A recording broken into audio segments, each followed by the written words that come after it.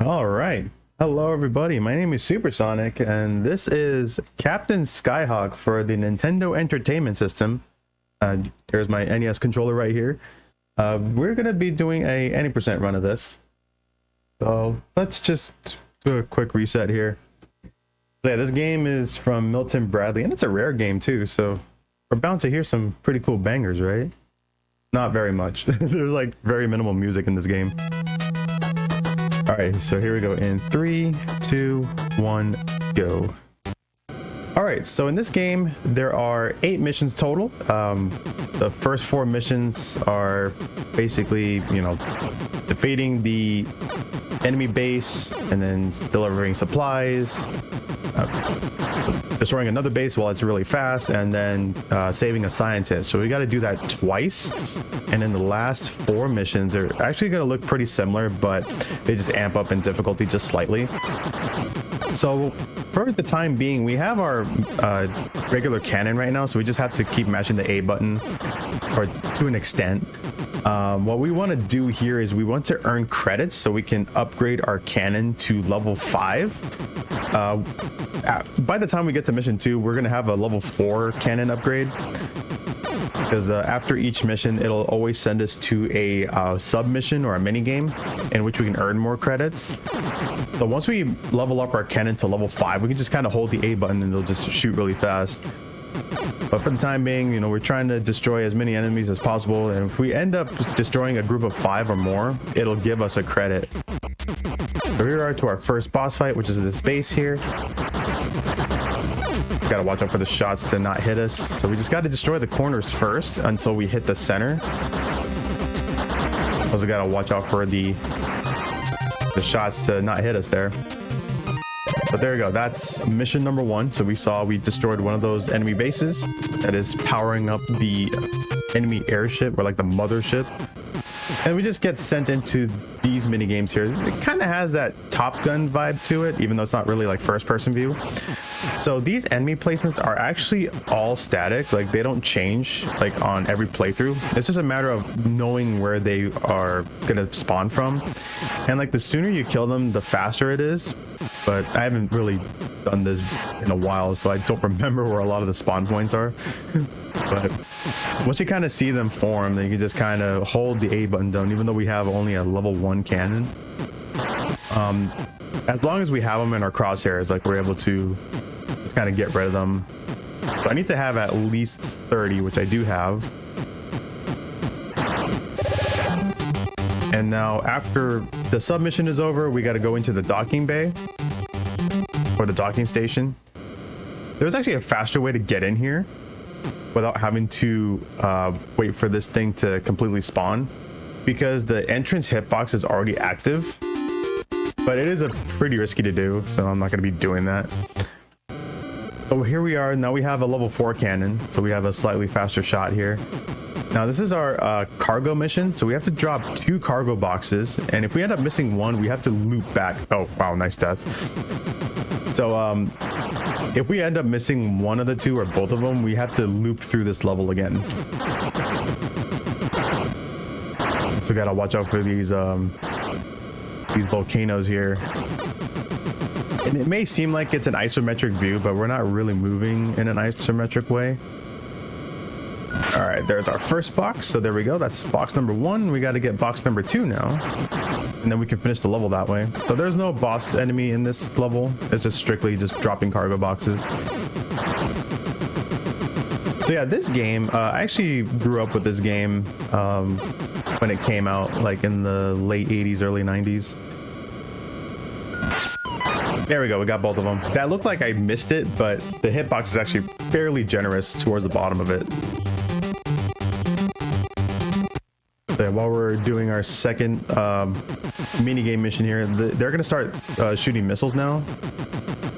They'll shoot it from the front, and then later on they'll shoot it from the back, so they'll have like both directions of shooting missiles.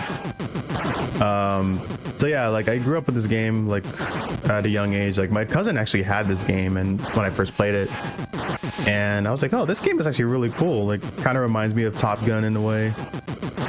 and you know, just played it enough that I eventually started speedrunning it after watching fellow RGL member Toad22484 play this game. That was like my main inspiration of running it. And you know, it's a pretty neat game. Like it can be tough at times, but I do enjoy this quite a bit. All right, so we got 2 of those down. Let's go ahead and line up for the docking station. I totally missed that. You have to kind of line it up to where the slot is. So now we have our maxed out cannon. So now we're gonna have our speed mission here. So we're always gonna have this red plane chase us. Even if we defeat it, it's gonna respawn again. So it's nice to kill it off for like a short while, and then it'll just come back, and just like it did right there. So if you end up dying in this stage, it will revert your speed back to normal. So you have to like hold the select button and push up to get the speed back up. You could actually make this slower after the death, because it's kind of like, oh, you know, if you end up dying here, it's too fast for you, you can slow it down. So there we go. I died there, so I'm going to hold the select button and push up a couple times. I totally missed. There we go. And I was barrel rolling. You don't want to barrel roll in this game because it actually gives you a higher chance of running into the wall. All right, so I got the boss fight coming up here. I thought I had that corner. That's fine. Trying to watch out for that red ship. There we go.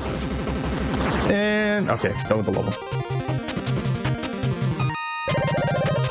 Okay, that was a little rough, but we were able to get back up to speed. It's mostly memorization of the route, because the route actually splits in those fast levels, so it kind of tries to get you to, you know, pretty much think right away. But you know, it's fine. You know, had to deal with a couple deaths there. But this game does have limited continues as well. I think there's only like 3 continues in this game until you fully game over. But we still have like 3 lives remaining, because 0 counts as 1 life. So gotta shoot down these. Oh, I almost got hit by the missile. That was really close. Go avoid that. Excellent. All right, so it's gonna always take us to the docking station. We're just gonna go in and then exit out of it. Let's see, right there should be good. I keep pressing the wrong button to enter the docking station. All right, next mission. Okay, so now this is the Save the Scientist mission. So we're like in the sea area now. On our second run through of the sea area, there are going to be mines in the water, and those hitboxes are actually very deceptive. So it's actually pretty easy to die to those.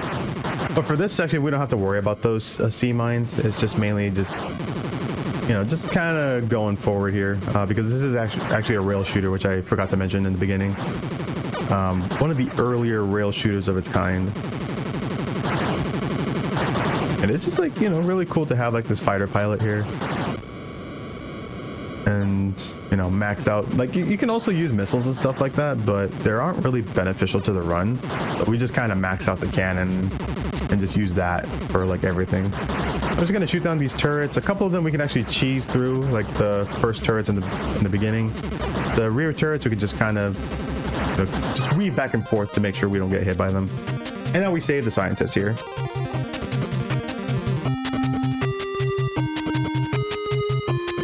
See that little tiny thing just kind of going into the plane there. So there we go. Now we install the first half of the weapon. So that's like the first half of the game done. Now we got the second half coming up right after this here. And now they're going to start shooting missiles from the rear. Just kind of have to keep an eye open on the missiles and make sure we don't get killed. So it is actually possible to lose lives in these sections. Thankfully, they don't send you back. They'll just respawn you right on that spot. But ultimately, like, yeah, you don't want to die in these levels because it's pretty dumb like to die in here.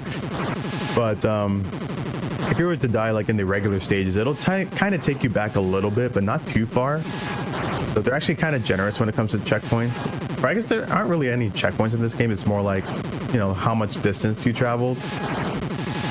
And then you just have like the instant respawn in these. so we got that one down. Wait for the docking station. And then just exit out of it because we don't have to buy any missiles or anything like that. This is like our quote-unquote second loop here. So this is basically like mission 1, just in a different color palette. Unfortunately, we cannot speed up the levels if it's not an actual speed up level. So like if I were to hold select and then push up a few times, it's not going to speed it up in any way. We just kind of see like these very unique enemy sprites here.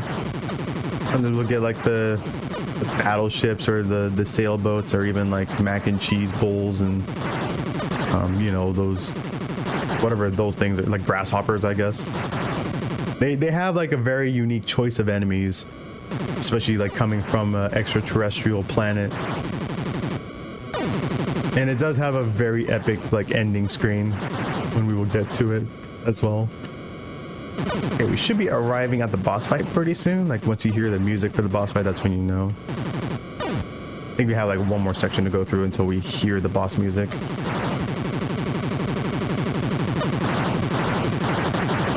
Kind of see like, oh, I just missed that one car, but that's okay. There we go. Boss time. And they'll start shooting a little faster. You just have to kind of watch out for the shots here. There we go.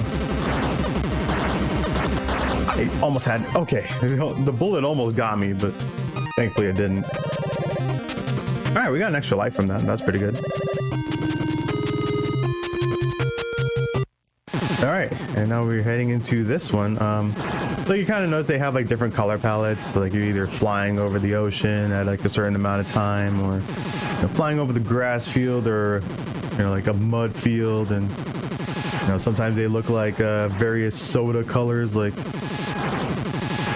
you know, like they have like Crystal Pepsi, or like some Sprite or Surge or something like that. Usually when it comes to video games, like it always reminds me of food and drinks in some way. I don't know if that happens to anybody else, but I guess like this color palette here, it kind of reminds me of like a Pepsi color palette in a way. You've got like the blue can and whatnot. All right, so we added there. Back into the docking station.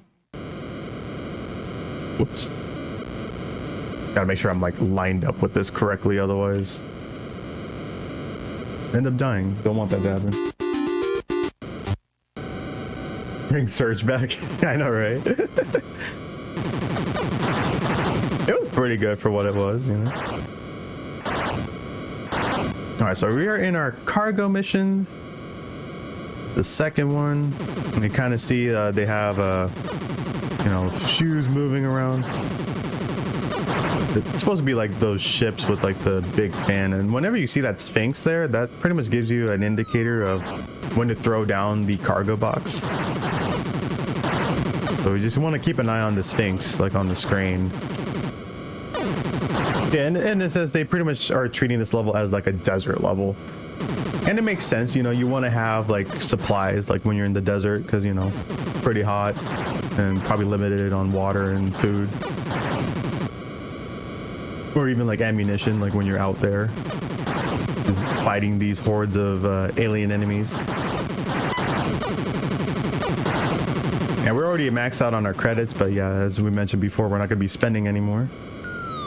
There we go, got our second one. We didn't have to loop any of those levels, which is really good. Sometimes remember the food you had when you played certain NES games. Yeah, like for example in Mario 3, like when, you know, you've got Fire Mario, he looks like a chicken nugget covered in marinara sauce. Like that's how I looked at it. I don't know why, but to me, like I thought the Fire Mario palette just looked different compared to like Mario 1 and Lost Levels and like the later Mario games. It's just that, just Mario 3 in particular, he just had that orange color palette.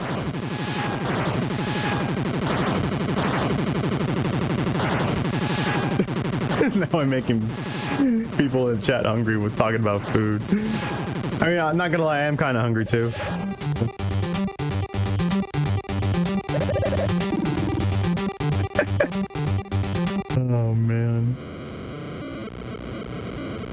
docking station entry. I'm gonna try a fast entry later on. See? Okay, this is our second fast level. This one's actually a little harder than the first one. I'm gonna try to focus on this one a little bit. Sometimes these walls were just kind of just here like really quickly, so I have to kind of be ready for it. I think it's gonna turn this way. I'm also trying to watch out for that enemy jet as well. Okay, where's this one going here? Okay.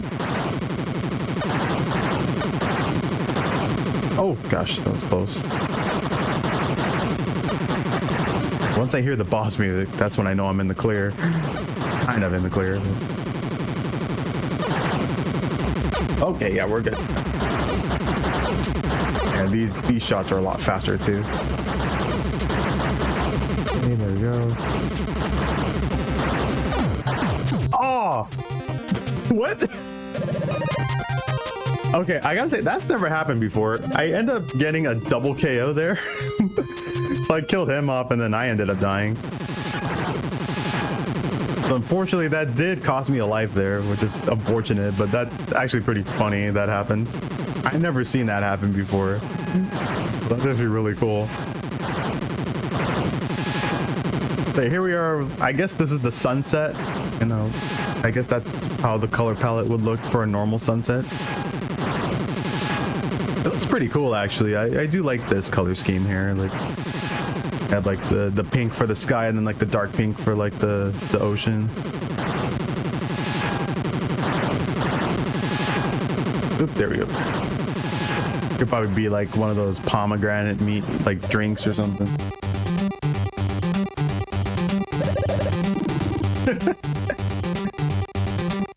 Okay, so we did destroy all of the enemy bases.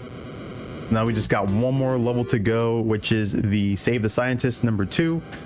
And as I mentioned in that first stage, there will be water mines. So I'm going to try not to kill off too many things here, because just one slight movement will set off those water bombs. I'm going to just try to like hug the wall here, because I always just wince a little bit whenever that happens, because like I'm all thinking, the explosion might get me.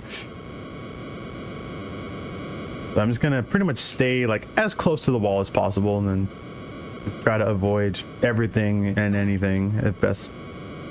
There's those water bombs, just watching out for those, because you can still trigger them while you're like above them as well.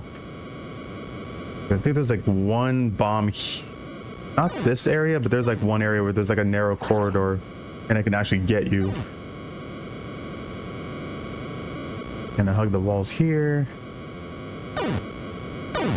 Watch out for these enemy ships. Okay, I think we're good. I think there's like one more bomb we got to deal with. And yeah, those bits and pieces of the water bombs there, they kind of scatter. And sometimes the what do you call it? The debris will still end up hitting you because they have like humongous hitboxes. This is the one I'm talking about. Yep, I knew it. It's always that one. That's like the rough one to get through. Okay, we should be at the boss fight fairly soon here.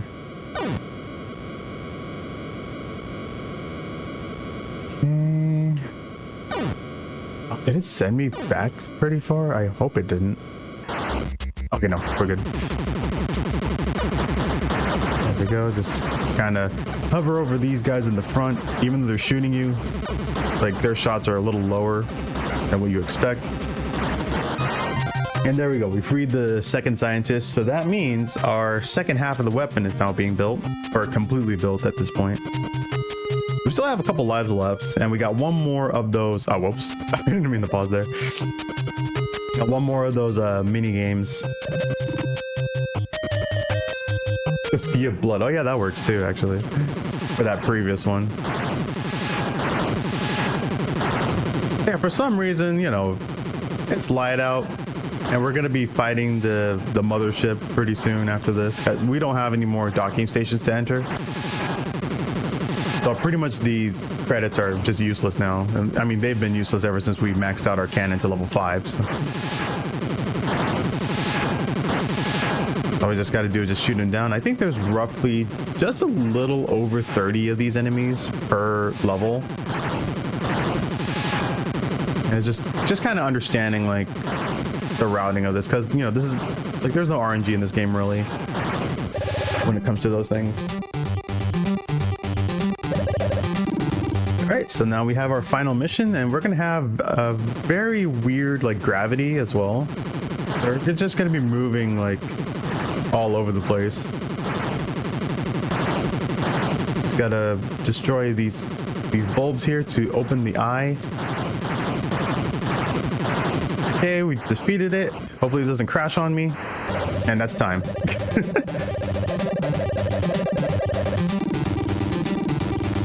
So yeah, that is Captain Skyhawk for the NES. Mission complete, alien invasion fleet destroyed, and what we get for our troubles?